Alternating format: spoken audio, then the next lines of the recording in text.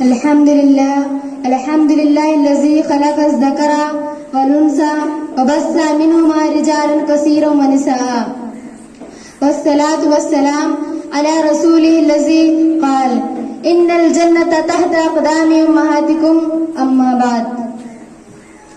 میری پیاری بہنوں، میرا موضوع سخن ہے اسلام میں عورت کا مقام و مرتبہ.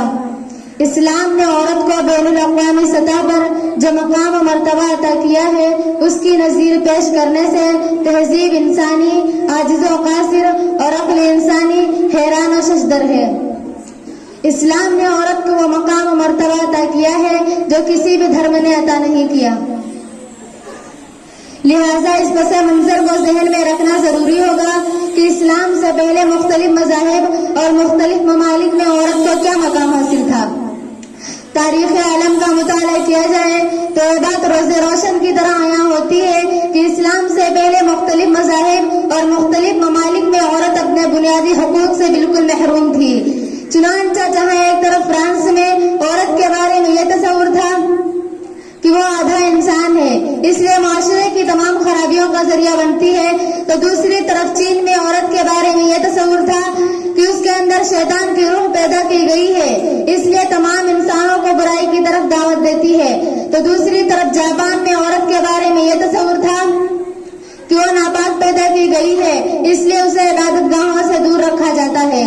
تو دوسری طرف ہندو دھرم کے اندر اگر کسی عورت کا خامن نہ مر جاتا تو اس کے لیے زندہ رہنا قابل عار سمجھا جاتا تھا اور اسے زندہ رہنے کے قابل نہیں سمجھا جاتا تھا.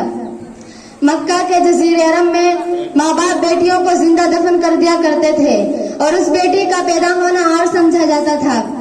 ایسے ماحول میں اللہ رب العزت نے اس دنیا کے اندر جناب محمد صلی اللہ علیہ وسلم کو رحمت للعالمین بنا کر بھیجا، اسلام کی نعمت دے کر اس دنیا کے اندر بھیجا. آقا علیہ الصلوۃ والسلام اس دنیا کے اندر تشریف لائے اور لوگوں کو بتایا اور لوگوں کو نعمتیں عطا کی اور لوگوں کو بتایا کہ یہ لوگوں آؤ ذرا مذہب اسلام کا دروازہ تو کھٹکھٹاؤ، دستے سوال دراز کر کے تو دیکھو، اگر آپ کی حیثیت شوہر کی ہوگی جواب ملے گا.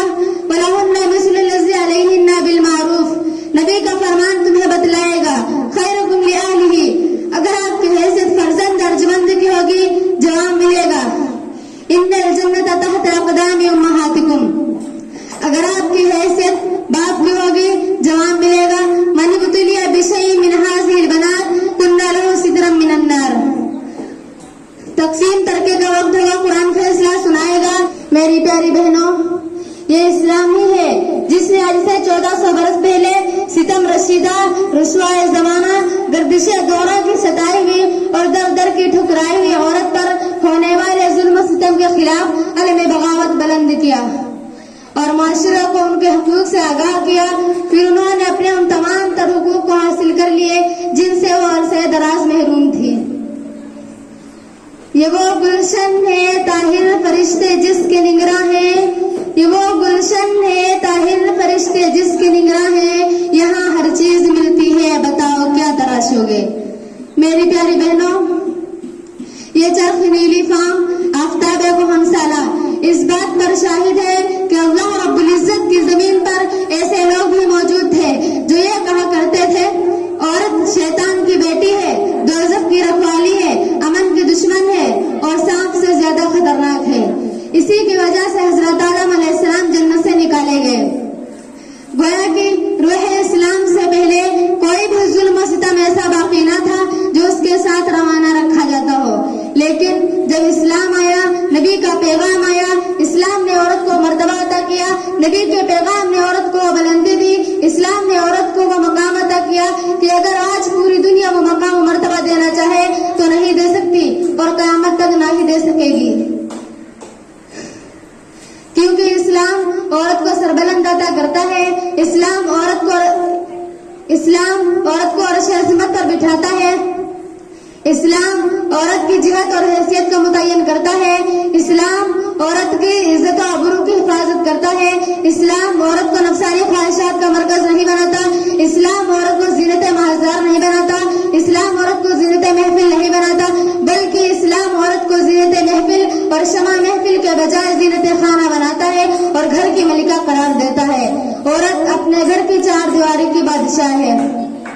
اللہ کے رسول صلی اللہ علیہ وسلم ارشاد فرماتے ہیں، عورت اگر بیٹی ہے تو تمہارے لیے عزت ہے، اور اگر بہن ہے تو تمہارا ناموس ہے، اور اگر بیوی ہے تو تمہارے لیے رحمت ہے، اور اگر ماں ہے تو تمہاری جنت ان کے قدموں میں ہے۔ اب میں ایک شعر کے ساتھ اپنی تقریر کو ختم کرنا چاہتی ہوں۔ اسلام تو دیتا ہے سب کو آدمیت کا پیام، اسلام تو دیتا ہے سب کو آدمیت کا پیام، چور چور ہوتا ہے جس سے عملیت کا نظام۔ اب آخر میں اللہ تبارک تعالیٰ سے دعا ہے کہ اللہ تبارک تعالیٰ ہم سب کو کہنے سننے سے زیادہ عمل کرنے کی توفیق عطا فرمائے، آمین۔ وما علینا الا البلاغ۔ السلام علیکم۔